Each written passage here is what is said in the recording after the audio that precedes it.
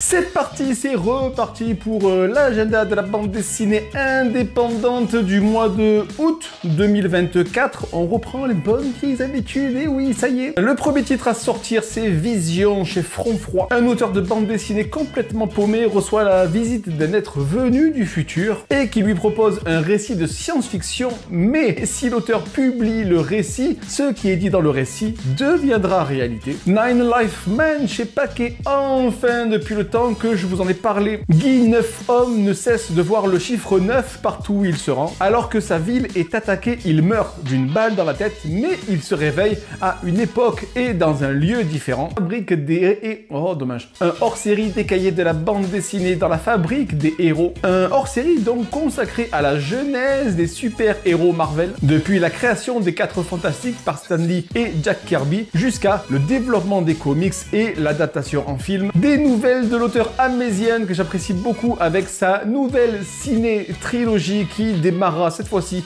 par Sergio Leone aux éditions du Rocher. Une biographie dessinée du réalisateur de cinéma italien Sergio Leone, son enfance dans l'Italie fasciste, son parcours et bien évidemment tous les films qu'il a réalisés. Stacy chez Futuropolis avec une couverture incroyable. Gianni, un scénariste célèbre d'Hollywood, donne une interview à la suite de l'histoire inventée de Stacy, une jeune femme droguée et emportée dans le sous-sol d'un immeuble. Malheureusement, l'interview tourne au fiasco. Idéal aux éditions Sarbacane, mais la couverture là aussi est magnifique et les planches sont incroyables. Les androïdes ont été créés et ont envahi la vie quotidienne des habitants. Alors que Edo sent qu'il n'a plus de désir pour sa femme, cette dernière introduit un robot chez eux, clone d'elle-même mais plus jeune. Au cœur de l'enquête chez Hachette, à travers la fiction, 2 experts de la police scientifique dévoilent les coulisses d'une enquête policière, de la découverte de la scène de crime jusqu'au procès aux assises. Worm, une odyssée américano-cubaine chez Bayard. Cubain cherchant à fuir la révolution en 1959, Edel Rodriguez raconte sa jeunesse dans les champs de canne à sucre, la privation de sa liberté jusqu'à sa fuite en 1980 sur un bateau de fortune. L'auteur découvre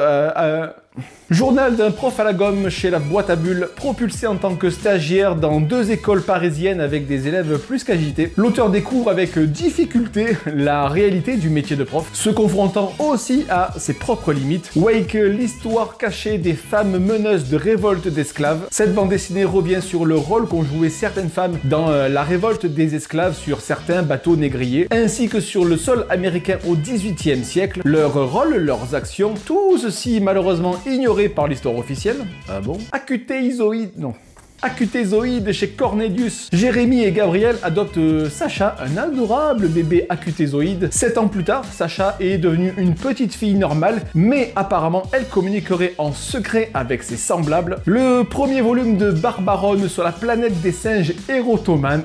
Eh oui, les aventures dans l'espace de Barbaronne qui rencontre des créatures extraordinaires et combat moult dangers. Ensuite, c'est Fenêtre Nord aux éditions Arbitraires, une bande dessinée sans texte qui suit un œil observant les scènes du quotidien, telles qu'une partie de football ou bien une fête d'anniversaire. La Brigade aux éditions Joie de lire. Merlin l'Enchanteur, désespéré d'être tombé en désuétude, se tourne vers Pierrot. Ce dernier lui propose d'accomplir une quête avec des super-héros. Toutefois, et on pouvait s'y attendre, les choses ne vont pas se dérouler comme prévu. Tribune chronique de Gradin chez Vraoum. Lui-même supporter du Red Star, le club de foot de Saint-Ouen, l'auteur raconte avec humour le quotidien de ce club de foot de 3e division et de ses supporters au travers d'anecdotes. Le royaume aux 1000 réformes chez Bande Détournée. Oh, quel programme. Une bande dessinée dont vous êtes le héros. Le lecteur doit organiser la convergence des luttes et la révolution pour renverser le féodalisme en passant de la ZAD de Sherwood au chevalier de l'ordre du bloc noir. On ne la ferme pas chez Flub.